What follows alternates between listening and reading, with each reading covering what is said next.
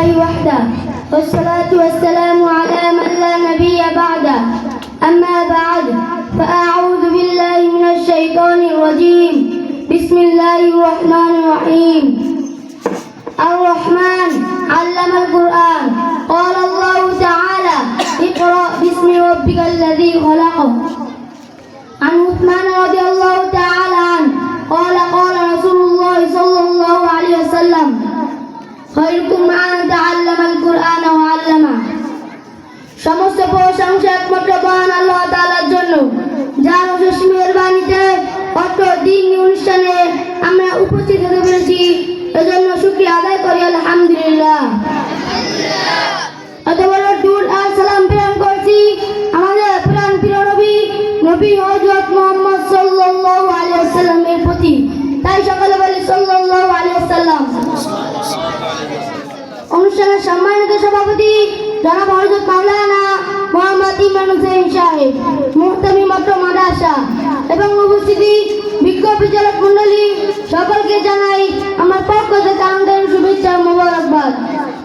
সম্মানিত উপস্থিতি, তেলাওয়াতকৃত কোরআন ও হাদিসকে সামনে রেখে সংক্ষিপ্ত বক্তৃতা পেশ করছি। সম্মানিত সুধী, আজকে আমরা রাস্তাঘাটে, হাটে বাজারে, দোকানপাটে, মঞ্চে ময়দানে, বাড়িতে গাড়িতে, জনসম্মুখে যেখানেই যাই শুধু একটা কথা শুনতে পাই, শিক্ষা জাতির মেরুদণ্ড, শিক্ষা জাতির প্রাণ। কথা বলেন ঠিক কিনা? তার মধ্যে থেকে কোন শিক্ষা জাতির মেরুদণ্ড, কোন শিক্ষা জাতির প্রাণ সেটা আপনাকে জানতে হবে, মানতে হবে এবং বুঝতে হবে। যেমন মনে করেন কবি শামসুর রহমানের শিক্ষাকে জাতির প্রাণ, হুমায়ুন আজাদের শিক্ষাকে জাতির মেরুদণ্ড, মুসলিম আসলামের শিক্ষাকে জাতির প্রাণ। যে শিক্ষা আল্লাহর বিরুদ্ধে, যে শিক্ষা কোরআন হাদিসের বিরুদ্ধে, যে শিক্ষা আলেমদের বিরুদ্ধে, যে শিক্ষা রাসূল সাল্লাল্লাহু আলাইহি ওয়াসাল্লামের বিরুদ্ধে, যে শিক্ষা মুসলমানদের বিরুদ্ধে, যে শিক্ষা মসজিদ মাদ্রাসার বিরুদ্ধে, সেই শিক্ষা জাতির মেরুদণ্ড বা প্রাণ হতে পারে না, পারে না, পারে না। কথা বলেন ঠিক কিনা?